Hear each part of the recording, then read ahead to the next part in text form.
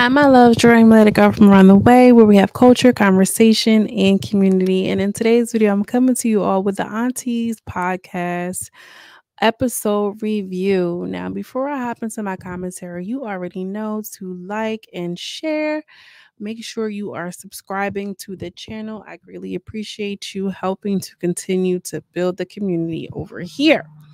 Okay, so let's just get into it now that all of that is out of the way. All right. So this episode was a little interesting to me. I feel like I picked up a couple of things, y'all. Okay. I picked up a few things that we need to get into. So first of all, let me just say the episode started off with bad energy. Okay. They kind of beefing and bickering. And I'm really trying to tell y'all, like, I'm really feeling like Karlissa and Tokyo Toni really don't get along. It's like one of those love-hate relationships. Like, I gotta deal with you because we work together. But for real, like, I'm gonna hang out with you a little bit, see what you into, because it's fun and then we the same age and it can make sense. But for real, I don't really with you. You know what I'm saying? And I'm just gonna have to just make it work. You know what I mean? And Tokyo Toni, she probably understands because she kind of was like, she from DC, she get it. They just don't really like each other.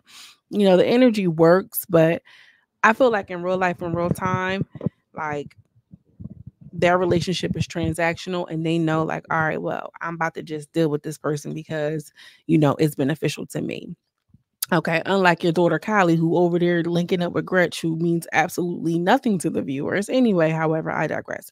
So the show starts off with Tokyo Toni showing Tia Kim that cooter cat. Okay, she was showing her, pulling her pants all up. She loves showing that puss, girl.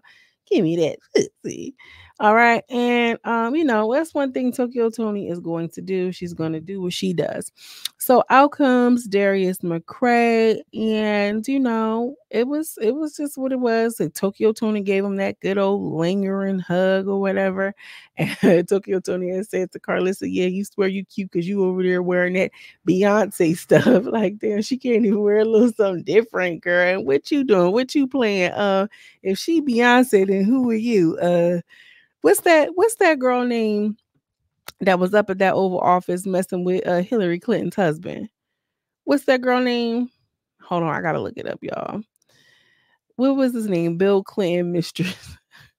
That's what I'm looking up. I'm sick that. Hold on, cause y'all gotta Monica Lewinsky. Monica Lewinsky. She got on her Monica Lewinsky outfit if Karlissa is looking like, a Beyonce outfit. Well, anyway, Tokyo gives him a good old lingering hug and they get right into it. So, who was the best and this, then the third. So it was like, surprisingly, Superhead wasn't the best one that he's tried. And Tia Kim, I don't know if y'all noticed, but Tia Kim was on motherfucking Superhead's top. Like, she just kept referencing Superhead, because if y'all remember, Superhead came out with that very, very popular book, Diaries of a Video Vixen. I oftentimes forget that Superhead is, in fact, the girl on Hollywood Unlocked, the girl that's on the podcast with I want to say Joe Rogan. It's Joe Budden or whatever. I feel like her rebrand really needs to be studied. Really, her rebrand really needs to be studied. But in that book, I remember reading that book, girl, in middle school, and however old I was when it came out. I shouldn't have been reading it, but I was. And I remember her saying how she took care of him in that book. And he was very abusive to her. And he made her an honest woman. And they got married and blah blah blah blah, and he was beating her up and everything like this. Just all is so crazy. He was wild and jealous. But long story short, they talk about this marriage a lot. So Darius, there's what you working on, Darius McCray? What you doing? And I think that this episode was kind of catered towards an older crowd. They're trying to get like the old ratchets now, okay? Because us young ratchets, it's like, okay, girl, I got you, but I want to get some of the old heads. You feel what I'm saying? Because Darius McCrary, I mean, outside of him being involved or being outed by Sydney Starr, we not really checking for him, girl. Like Winslow, Harriet Winslow, girl, we not even checking for none of that shit. We barely checking for Steve Urkel nowadays. You know what I'm saying? And he was the main star. So I think that they're trying to like broaden their horizons with the viewership. Like maybe they're trying to get the old ratchets because for 4750, they still with it too. I mean, I don't know about y'all, but I know a couple of old heads that's still very much with the mess of the mess. So Darius says that he's doing a comedy show with Faison Love, and he lets it be known that I'm not a comedian, but it's structured in this way. It was like, yeah, so the next show was DC, and so she like Tokyo, of course. Well, where my ticket at or whatever? He was like, you can have whatever you like. She flirting already. First of all, she's a Libra, so Libras love to flirt. But it's just giving a little pick me. It's giving very much pick me, choose me. I'm the one. I'm cute. I'm better than them. My pussy is better. I've been in a. I can do this. I can do that. Like I just get that energy from her, and I think that it comes from her having worked in the clubs for so long, having been a sex worker. When you're around other girls and you've experienced men in this way and whatever, it's like, I'm going to be the one that's going to get the most money tonight. I'm going to be the one that's going to walk out here with the biggest trick. I'm going to be the one. And she just gives me that vibe. Like, she got to be the one that all the niggas like. She got to be the one. She got to be the one because she was the baddest one in the club. Like, girl, we get it. Like, I don't know. Do y'all feel that? Do y'all feel where I'm coming from? Drop down a red heart in the comments if you feel where I'm coming from with Miss Tokyo. She trying to get chose because she's the chosen one. You feel what I'm saying? She want the biggest trick, the biggest butt, and all the niggas gotta like her. Because the moment that somebody is looking at her, or not looking at her face is screwed up and turned up, and she don't know how to act. You know what I mean? This is very much what it gives. She don't ever like when the other women get attention in a way. It's like always an issue. I've noticed that. This is third, fourth episode in. She's like this. Well, anyway, so Tia Kemp, she is on his head. Like, so what's your type?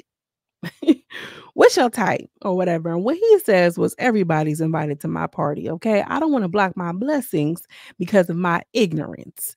And I think that that's a very politically correct statement. I think that he's been in Hollywood long enough to have not dibble and dabbled. I can appreciate how he's not like, oh yeah, like, you can't because you was already out there. But he kept it cute. He kept the player. Like, everybody invited to my party. Like, damn, everybody. I mean, listen, some of you niggas ain't invited to my party. I'm gonna just tell you right now, and not because of any reason like that, but you gotta have some sort of like, hold on, I don't want to say dress code, but baby, don't come over here if you steal. Don't come over here if you coming over here with that bad energy. Not everybody, but that's just me. Anyway, so he's, talking or whatever, and they're like, oh, maybe that's why I'm not married, and this, that, and the third. So he lightly mentions, Michael Jackson, and how his father was doing music with Michael Jackson and all of these big wig, big name things. And I'm like, oh my gosh, like, who knew that he was so connected in the industry like that? I mean, I really had no clue about any of the things that he was doing prior to. But I don't know. It was cute. So they like, baby, you need some, you need some tissue, you need some Kleenex or something. He was all sweating, carrying on. They was like, yeah, that Tia gonna say, yeah, that's that Paul Masson coming about you. Like, girl, not Paul Masson. So they talk a little bit about his sex life with the girl. Who was it? The girl, Superhead.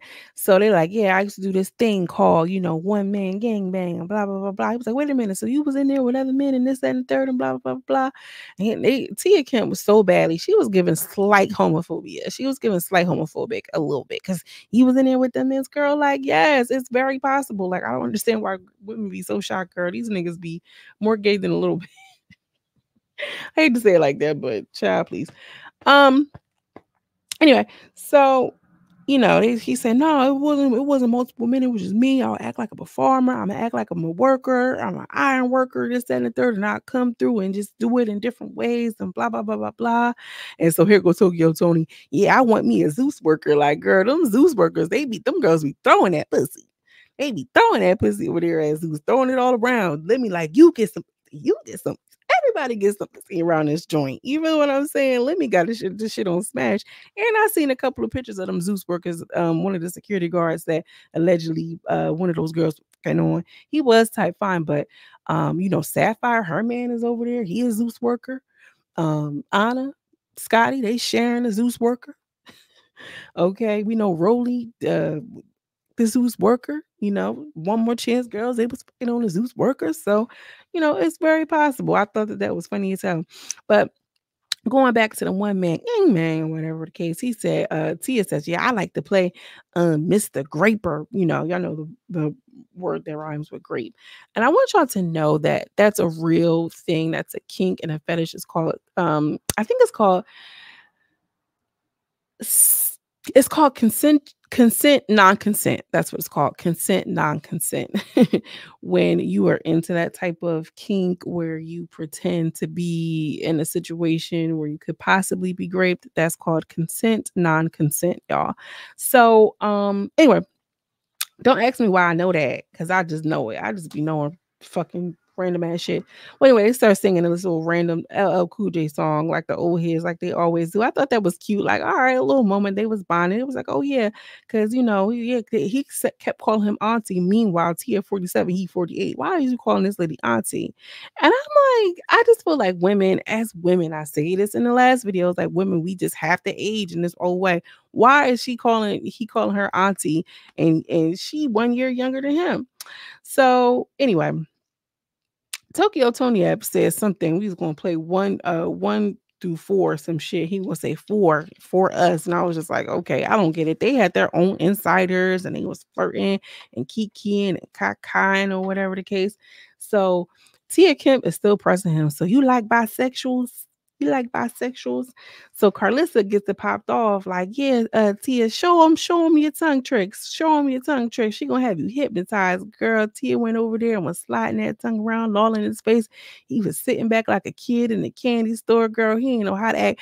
Tokyo Tony sitting there looking like she ain't like it. She hate when another girl or another woman is getting a little piece of attention, because it just gotta be her. That's that club mentality, girl. We not a sex worker no more, Karlissa. Let it go. But anyway, Tokyo, he talking to what you call him, like, yeah, sit down. He don't want to see that. He don't want to see that. So he was all funny, like, all right, I will be behind door one, like all funny or whatever. Like he was trying to leave with Tia. Tia gonna say, I do a whole lot of flirting, but nope. And I said, girl, see, and Tia, she's a Scorpio like me. And I really feel like that. I would do a whole lot of flirting, but I ain't gonna be no fucking like, bitch. I feel her on that. I'm like, you know what? I can't even be that mad at you, auntie, because that's what it gives, bitch. We can have fun and have a good time. But when it come down to a sister, you gotta go. But or actually, I'm out of here. Got a blast. But anyway, so Tokyo is talking, whatever to him. He's like, you know what? I like you. You talk like a square, but you got like an energy, like, whatever the case. Like, you like white women. He's gonna say, yeah, I love Becky. Then they started talking and referencing the cocaine or whatever the case. So they was like, look at him. He's sweating and carrying on. T was looking at him like, look at his ass. T was over there just clocking all his shit, just watching him. So, they started talking about the whole child support thing. He's totally against child support. He says it's a $35 billion industry. It's not about the children, which there is some truth there. I want to make a video about that. Let me write that down.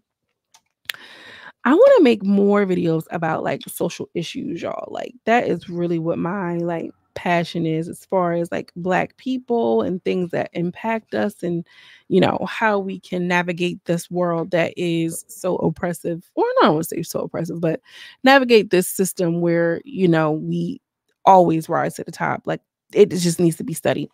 Anyway, so he's like, yes, he was like, no kids. I want to talk about no kids. I want to talk about no kids. But shout out Trina, shout out Mark, shout out April, shout out June, shout out all these kids. Like, damn, that's 5 or whatever the case. And he was just like, it was like, well, what's one of the things that's out there about you that you hate?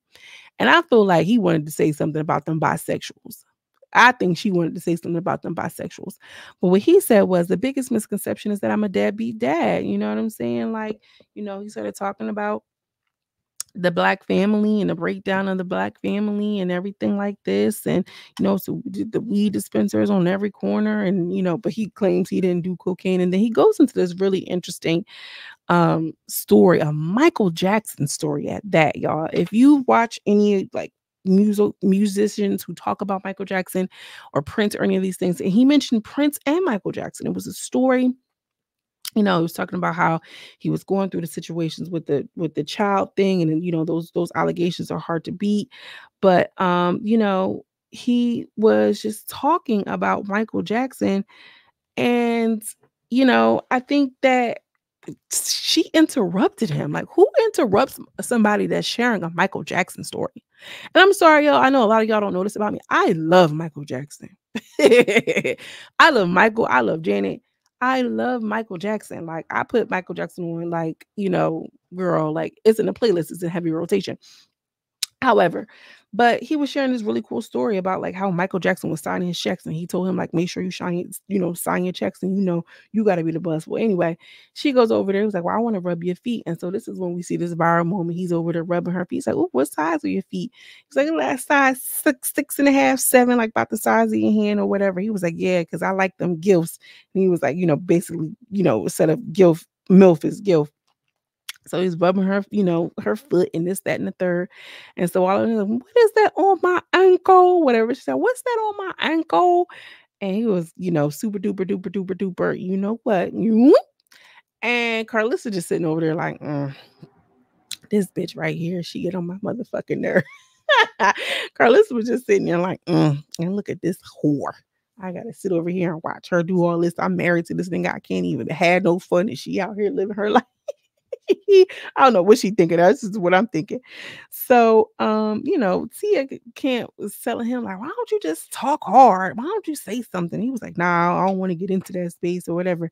I don't want to get into that space because that's not, that's not who I am. So she said the funniest shit to me the whole fucking episode. She said, you was talking to Superhead like that?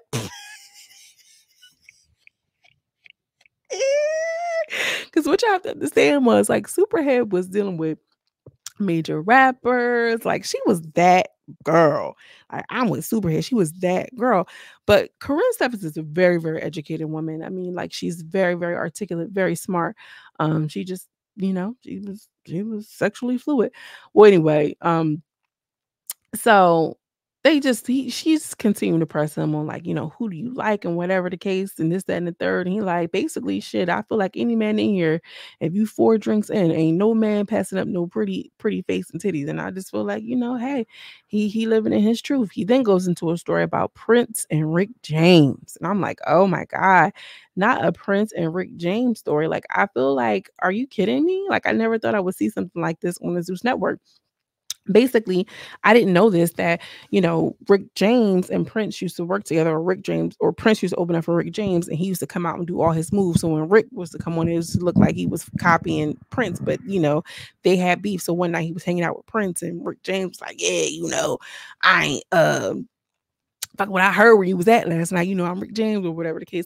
And I think this is interesting because we all know the infamous skits with Dave Chappelle and the late Charlie Murphy when he was playing Prince and Charlie Murphy and all of those funny stories. So to have a little bit of context about, Prince and Rick James is funny as hell.